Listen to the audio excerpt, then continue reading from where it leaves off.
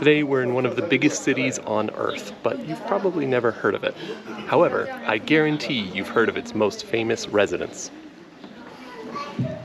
Welcome to Chengdu. Chengdu is the capital of China's famous Sichuan province. Located deep in southwestern China and tucked up right against the edge of the massive Tibetan plateau, this city was only a few hours by train from our last stop in Chongqing. But it really couldn't be more of a different city. While Chongqing is a young, energetic city full of lit-up skyscrapers, Chengdu is an ancient capital with a much more relaxed atmosphere. Although they share a common love for spicy Hotpot, Chengdu is more famous for afternoon tea than all-night clubbing. Plus, with the giant Buddha statue just a few hours outside the city, and as the home of the Giant Panda, the laziest and most relaxed animal of all, it's no wonder that Chengdu is known as the chillest city in China.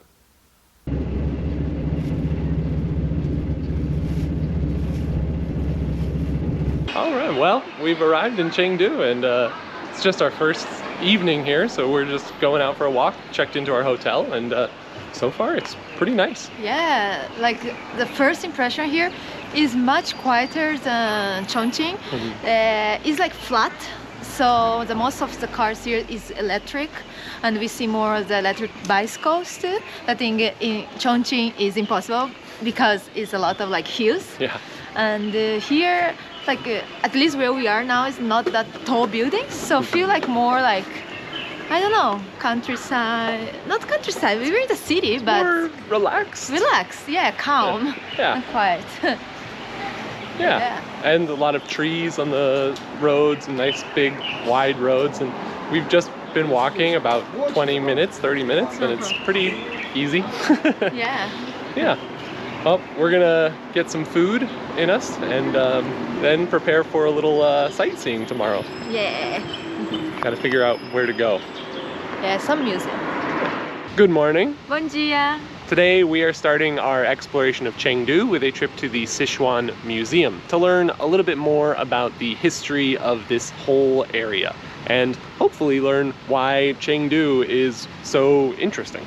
Now, as with most museums in China we've come across so far, you do have to make a reservation in advance, but it's actually free. So they just have a limit on how many people actually enter every day. So just go on an app. It's pretty easy to find through Alipay or WeChat.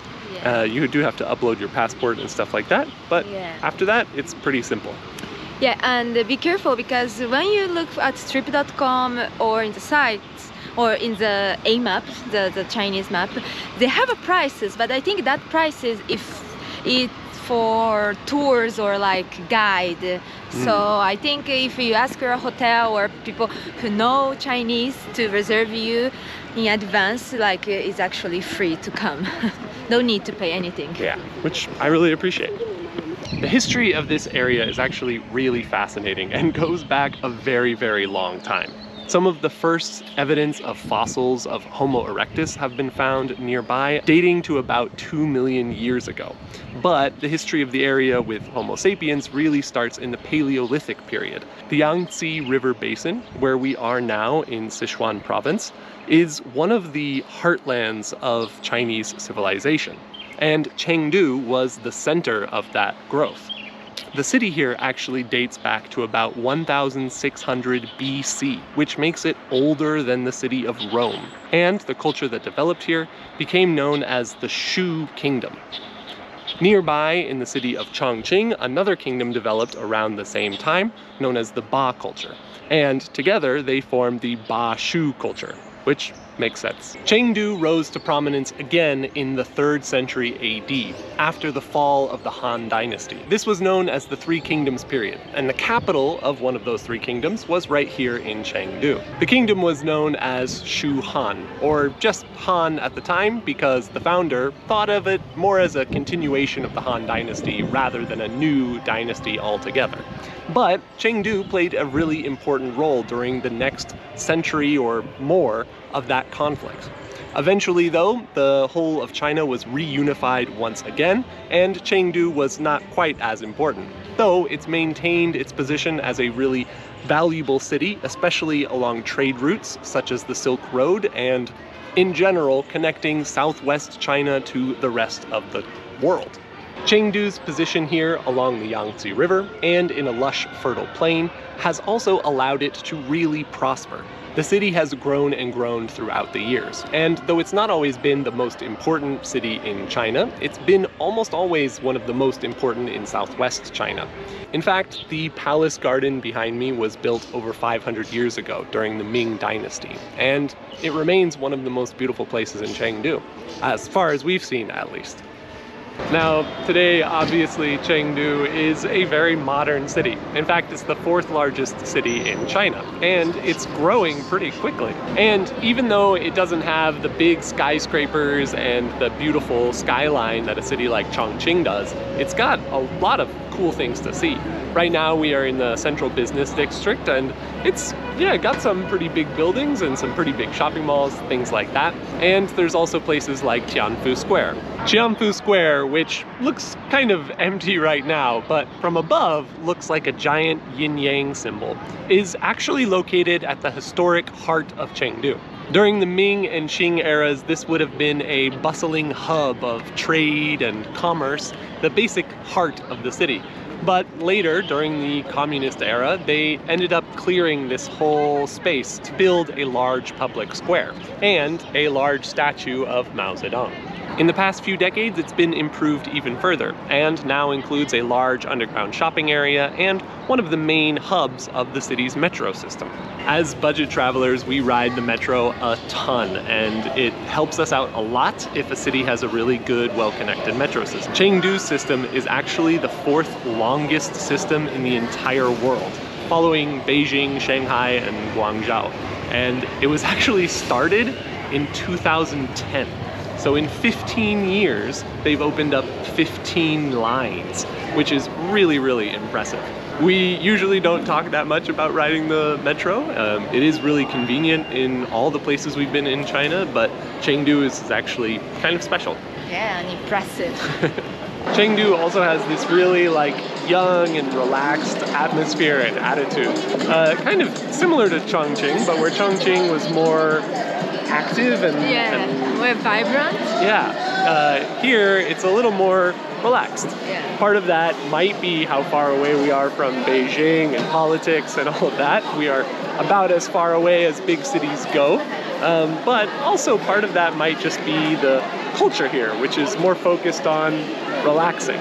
For example, there are more tea houses in this city than any other city in China. Not just the tea houses, here in Chengdu have a lot of coffees where the young people just sit down and spend the afternoon time.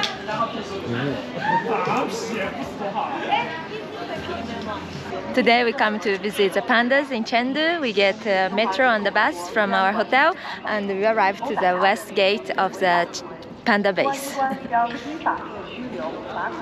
Yeah, it's bigger than I expect, but of course the pandas need space, and we can see already some bamboo planting, the panda's main food source. So doing some research how panda evolved, just 7 million years ago, panda was like bears. They are carnivores and they eat meat, and they have a natural predator, so they have to eat meat to be fast and to protect themselves. But that predator gets extinct, and then they start to, okay, we don't need to eat meat to be that fast. And then 4 million years ago, genetically they lost the taste of umami, and they start to not feel, they don't taste meat good anymore, right? And then their natural habitat here around Sichuan is vast on bamboo, and so they start to eat bamboo and get satisfied on eat only bamboo. And so around 3 million years ago, the diet completely changed from meat to just bamboo, but sadly their intestine doesn't evolve to them just eat bamboos, so they have to eat all day and will be digesting all the time. So for fun fact, they usually eat 12 kilo or more bamboo per day, and they will be pooping that during all day.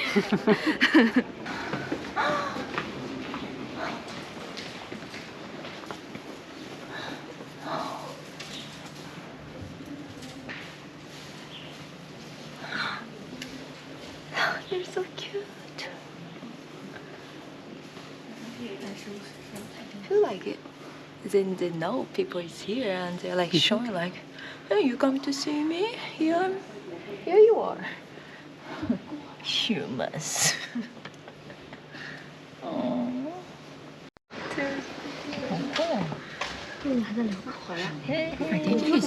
过来了，好大。这边猫不是很凶猛的。 So half of the day they'll be eating, another half pooping, and then sleeping. They're so cute.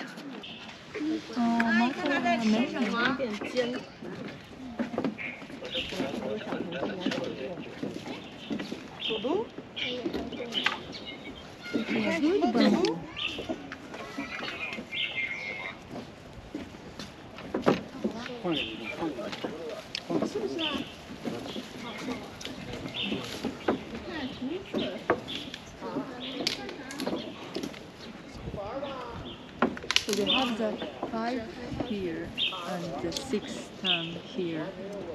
I don't know if you guys can see from filming, but panda have almost a 6th finger, like it's one extended bone for them, make easy to hold the bamboo.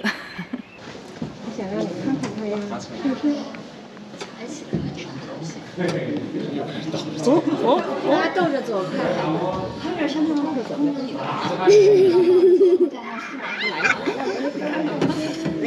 过来嘞，好大呀 Walking backwards.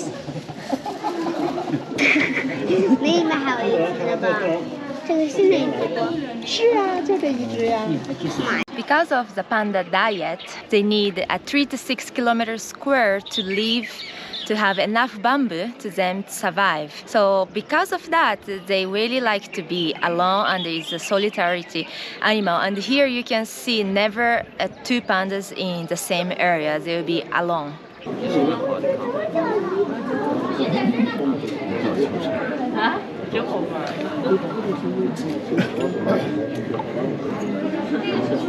Now, obviously, these facilities here are not nearly as much space as a panda would have in the wild, which can be a little disheartening sometimes, but this place here is mostly focused on panda breeding, so their requirements are a little bit different. And these pandas were mostly raised in captivity, as far as we can see.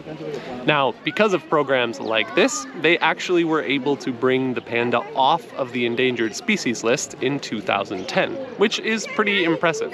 So, yes, it's not as much as they would have in the wild, but it's been doing something good at least, and a lot of money from tourism. Oh my god. They just sleep there.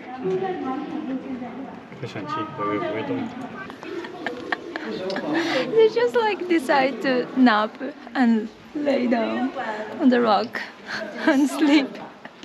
Oh my god, it's so cute. Yeah, anywhere. The panda baby compared to any other animal is the smallest compared to the parents. Because of diet, the panda evolved to give birth earlier because it's better to after born nurse and give milk than try to get all diet while the mom is pregnant.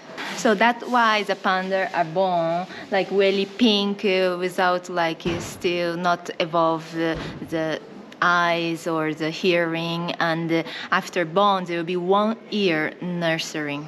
Now we are in the nursery.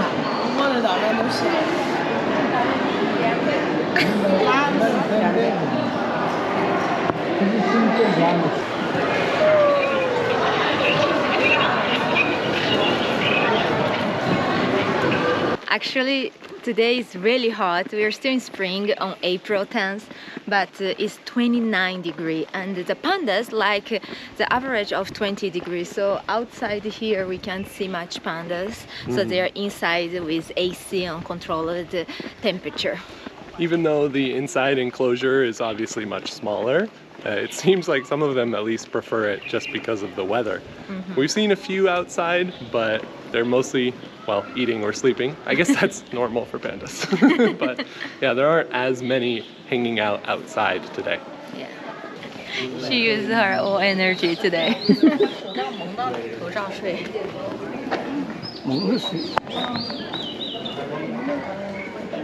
Another reason the panda was endangered is because the female panda gets fertile only in spring, and it's only 24 to 72 hours per year. So on that short period, if they don't act, no chance to have a baby. And usually they have twins, but because them diet, they can't feed two babies, so only one survive. That means each female panda have to get pregnant at least 3 times to increase the population, and that is not easy. Another reason is because the male panda is not interested on that, and they have this short time per year to do. So the place like this is really important. Actually, this facility is not only for the giant pandas, but for the red pandas too. If you didn't know, red pandas are actually a completely separate species from giant pandas. They're not really related at all, at least not any more than most mammals are related to each other. But they look really similar. And in fact, the red panda was discovered first, and originally was just called the panda. But then the giant panda was discovered, and so we started calling the panda the red panda. How close he is. Yeah. Oh, it's a little kitty. Oh. It's like a chubby kitty. Oh.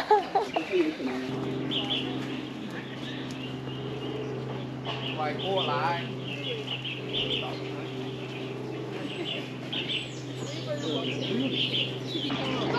Why always come here? So, okay, I know. It's fruit time. 他给他们弄水果。我知道啊。哪一个乖，哪一个在那喊干饭，喊去干饭。 Unlike the giant panda, red pandas also eat other things besides just bamboo. For example, they'll eat insects or fruit or maybe even small mammals. And this helps them complement their diet. So even though they do eat a lot of bamboo, they're a little more active than the giant pandas. Pandas have also become an important part of Chinese politics. Known as panda diplomacy, the Chinese government is known for lending their pandas over to overseas countries and the zoos there to kind of build a relationship with the people there. Since the pandas are really only found in China and people love them for pretty obvious reasons, this has actually been incredibly successful. So a lot of these pandas here at the base were born here and then left to go visit a foreign country for a while, and many of them have returned. Now, interestingly, when these pandas go overseas, they are done so under a lease, often for up to about $1 million per year. And the Chinese government can bring them back at any time. Plus, any of the babies that are born while overseas still belong to China. This really reinforces the idea that pandas are a national treasure of China. Also, the government here is not really shy about really enforcing these policies. They have brought pandas back from countries when tensions are on the rise, including Norway and the US. That said, there are pandas living in the US right now, at the time that we are filming, in both California and DC. But you never know. The success of this system has also really pushed China to protect the panda and its environment. And a lot of the money that they gain from leasing out the panda to other countries is used for programs like this one. Even though they're doing a good cause here, still the enclosure space can be pretty small, and it's like concrete. It's pretty sad to see, but I think the staff here treat them well, and they're used to people, like we like her or not. And if I have the chance to see in real life a panda, I think this is the only chance I have, because I think seeing a panda in the wild is more like annoying for panda to see a human. All right, well, it's about 4 o'clock here now, and so I think we've pretty much seen everything there is to see at the panda base. It was a lot. We tend to go pretty slowly, but yeah, it's quite a bit to do here, and I really enjoyed it. Yeah, they're really cute. But Chengdu is not only about pandas. Here is situated in Sichuan, and I think you might hear about the Sichuan food. It's delicious. Yeah. Today we are gonna try a little bit of Hotpot. Now last time we had Hotpot in Chongqing, we had the like stick kind. This is more the traditional style where we get a table full of things and we just throw it in and enjoy. This is maybe gonna be a little spicier, I don't know. I have no expectations. I'm excited to find out. The air is coming this way and like my eyes, I feel it's like spicy.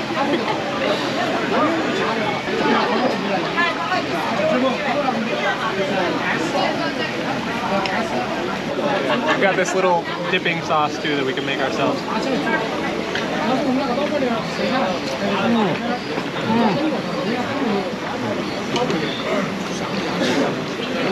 You should try this. What?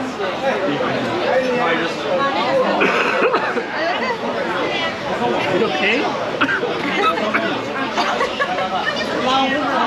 8 out of 10? 8 out of 10? That's it? I just inhaled the spice. As like you eat a lot, your dipping sauce, which started not that spicy, starts to get spicy also. So you're taking spicy food out of the spicy pot, dipping it in spicy sauce, and then eating the spicy sauce pot spicy food. It's delicious. And not just spicy, it's like the cooking is basically like fats, and then our dipping sauce is also oil.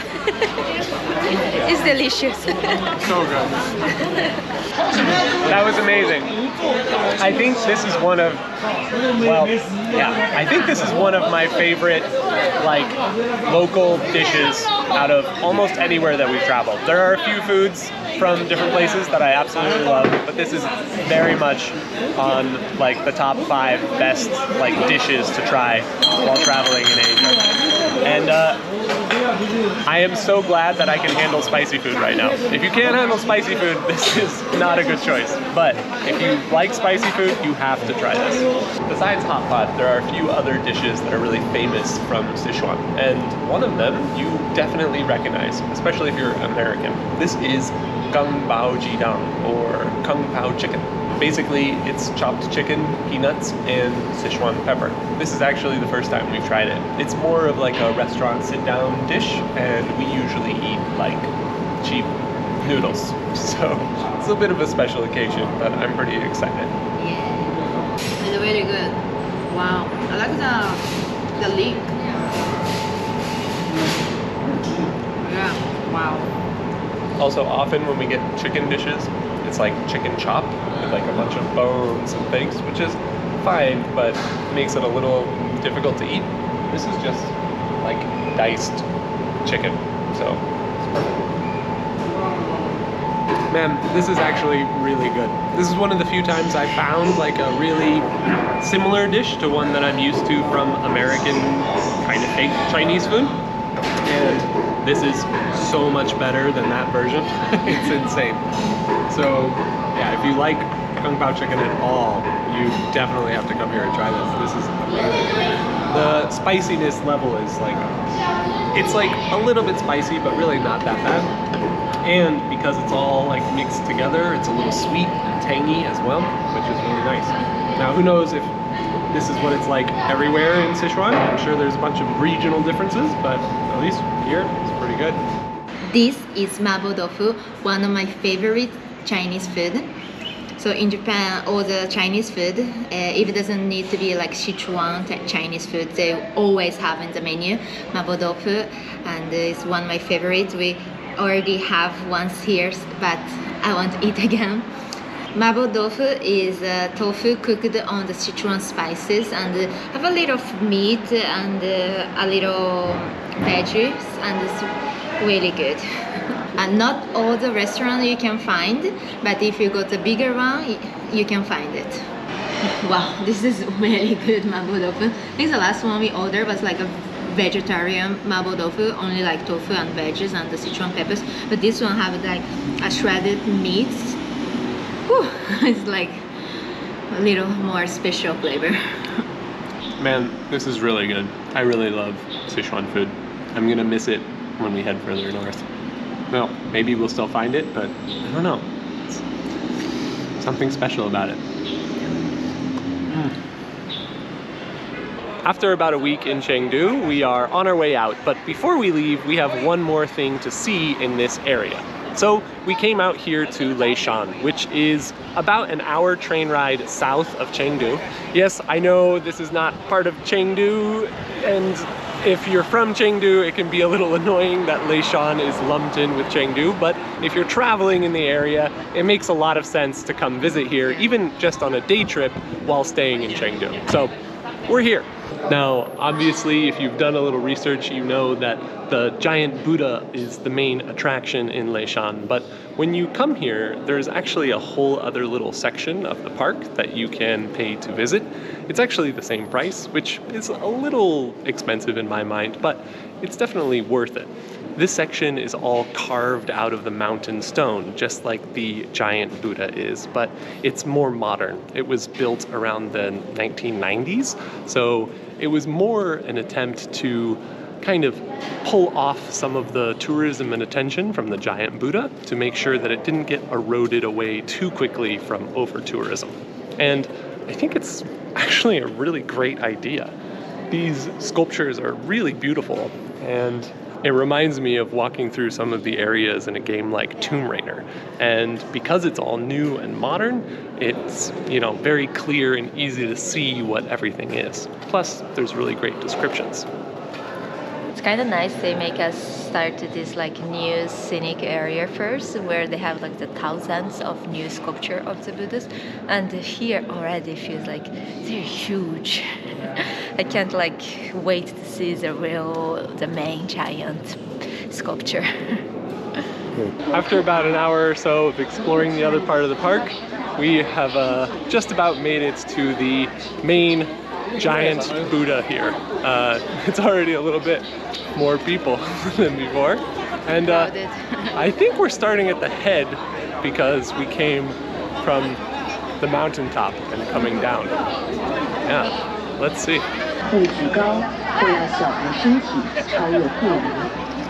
This is actually the largest carved stone statue in the entire world. From foot to head, it stands at about 71 meters, which, for reference, the Statue of Liberty, the copper part, is only 40 meters. So it's really pretty big. And the most impressive thing, I think, is that it was actually started in 700 AD during the Tang Dynasty here in China. Where we are here on the Buddha is 3 rivers connecting together, and in the past this river, they say, was like really strong, and no one could cross. The monk who planned to build the Buddha, he was collecting a donation and saying, if we build a Buddha here, the Buddha will calm the river and the people will be able to cross the river.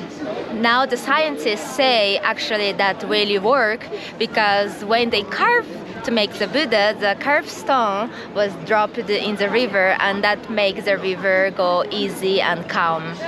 Now, it took the monks working on the project quite a bit of time to actually get through it. About 100 years, in fact. And that's with certain pauses for lack of funding or from persecution from the government, who may or may not support Buddhism. See, Buddhism actually entered China from the southwest, coming from Tibet via Nepal and India, or from Vietnam and Laos. So, for certain periods of history, there was a little bit of contention between Buddhists here in the southwest and the more Taoist population up north. In 803 AD, after about 90 years of working, they managed to finish the statue, which is, by the way, made entirely out of this carved mountainside, except for the ears, which are wooden and then covered in clay. The ears actually are part of one of the coolest features on this whole statue. You can see how on the very front of the head, there's a little line and it follows along the forehead and then goes down and back to behind the ear. So that way water running down the front of the head will collect, and instead of running down the face and damaging it, will eventually just run back behind the ears and harmlessly away. It's pretty clever. I've never seen anything like that before, and to think that was 700 AD. Actually, it's a bit hard to get a clear view of the Buddha from up above because the little walkway that went up along the side has been totally closed down. And to be fair, it looks pretty unsafe. So I can see why they did that. Now, I'm not sure if they opened it up every once in a while or if it's always closed, when it closed. I'm not sure, but it seems like right now, basically the view is just from above or from below at the feet, which is where we'll head next. Even though one section of the wall climb is closed, we're going down and it's not exactly an easy little step. But I think we're almost there to the bottom.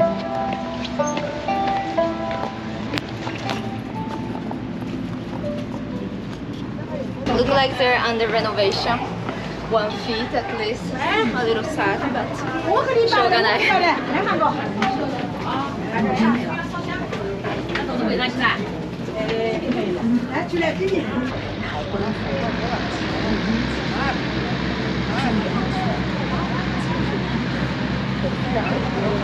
Actually, I think they've done a little bit of forced perspective on this sculpture even. When we were up above looking down, the face was really elongated and kind of too long and narrow. But now I realize why. From the bottom looking up, it basically looks like a normal face. And his eyes are even kind of looking down on us. Lovingly, I presume. I hear that the size of the foot is 100 people can sit down on the Buddha foot.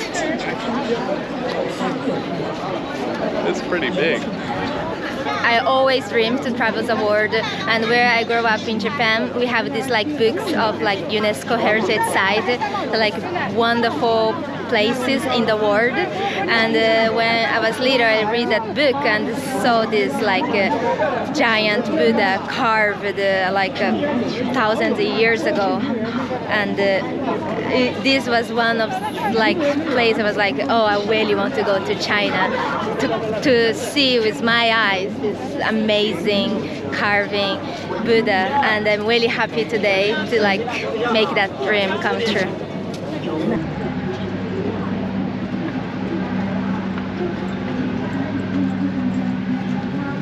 Well, after a day of hiking around in the hot sun, especially since we're feeling a little sick still, we decided to come and spend a little more than we usually do on a nice restaurant because this is our last chance to eat some good Sichuan food. Yeah, Sichuan food in Sichuan. So far, Chengdu has been a great place to come and relax for a little over a week. It's definitely one of the chiller cities in China, if not the most chill that we've been to so far. And we've had a good time eating the food and learning about the history and just exploring the town and the different little parts of it. Each neighborhood has kind of its own vibe, and I really like that. I think this is one of the few cities that I could spend a longer time in.